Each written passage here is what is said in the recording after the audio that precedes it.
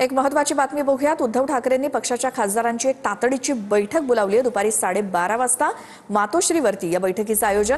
Operation टायगरच्या चर्चेच्या पार्श्वभूमीवर बैठकीला महत्त्व, तर या बैठकीमध्ये अनेक विषयांवरती चर्चा होणार असल्याची सूत्रांची माहिती। डिझेलच्या दरवाढीमुळे मासेमारी व्यवसाय संकटात। आखातातील युद्धामुळे डिझेलच्या किमतीत प्रति लिटर 22 रुपयांची वाढ, त्यामुळे महाराष्ट्रातील मासेमारी व्यवसाय पूर्णपणे ठप्प होण्याची भीती। पंढरपूरच्या 4000 कोटींच्या कॉरिडॉर प्रकल्पाला वेग। पुढील काही महिन्यातच भूसंपादन प्रक्रियेला सुरुवात होणार।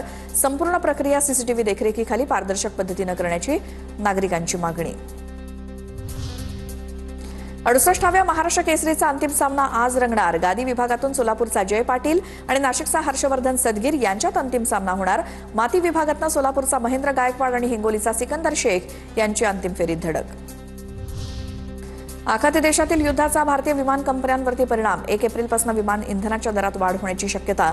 प्रवाशांवरती तात्काळ बोजा पडणार नाही आणि यावरती तोडगा काढण्याचे प्रयत्न सुरू। केंद्रीय नागरी हवाई वाहतूक मंत्रालयाकडून स्पष्ट। रेल्वेकडून रेल्वेतील रनिंग स्टाफसाठी किलोमेट्रेज अलाउन्समध्ये वाढ करण्याची घोषणा। महागाई भत्ता 50% झाल्यानंतर निर्णय। कर्मचाऱ्यांना 2 वर्षांचा एरियर्स थेट त्यांच्या बँक खात्यामध्ये जमा केला जाणार।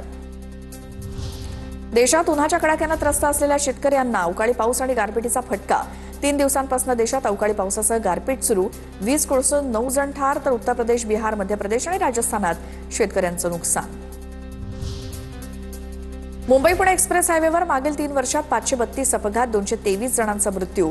परिवहन विभागाची माहिती, 2024 मध्ये 191 अपघात झाले, त्यात 90 जणांचा मृत्यू झाला होता। 2024 मध्ये 5 वर्षांखालील सुमारे 49 लाख मुलांचा मृत्यू। WHO च्या levels and trends in child मॉर्टॅलिटीच्या अहवालातनं माहिती।